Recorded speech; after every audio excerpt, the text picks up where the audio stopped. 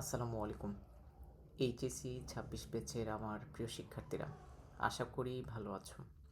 আগামীকাল সকাল হলেই তোমাদের পরীক্ষা, বাংলা প্রথম পত্র পরীক্ষা দিবে। তোমাদের একাডেমিক লাইফের একটা গুরুত্বপূর্ণ পরীক্ষায় যাত্রা শুরু হবে আগামীকাল। অনেকের মধ্যে নার্ভাসনেস কাজ করছে। তোমাদের পরীক্ষার হলে কিছু বিষয় করণীয় আছে, কথা বলবো এগুলো নিয়ে।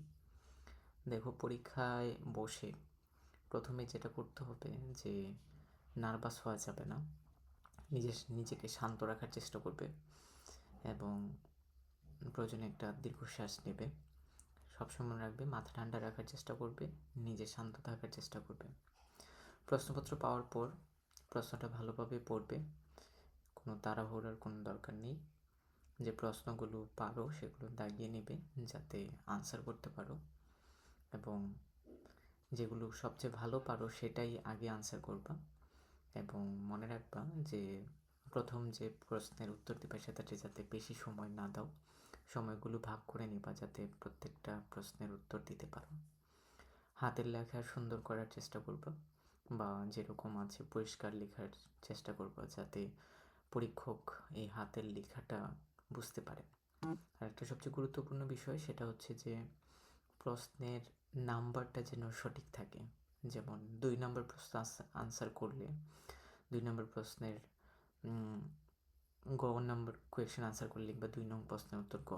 এই বিষয়গুলো খুবই গুরুত্বপূর্ণ। অনেকে দেখা যায় যে আনসার করে কিন্তু তার প্রশ্নের নাম্বারটা সঠিক না। তো সামগ্রিকভাবে আর সবশেষে তুমি হাতে 5-10 মিনিট রাখবা যাতে তুমি সবগুলো যেগুলো আনসার করছো সেগুলো একবার রিভাইজ দিতে পারো, কিংবা কোনো কিছু মিস গেছে কিনা এই বিষয়টা যাতে খেয়াল রাখতে পারো। সর্বোপরি তোমাদের জন্য অনেক অনেক দোয়া, ভালোবাসা।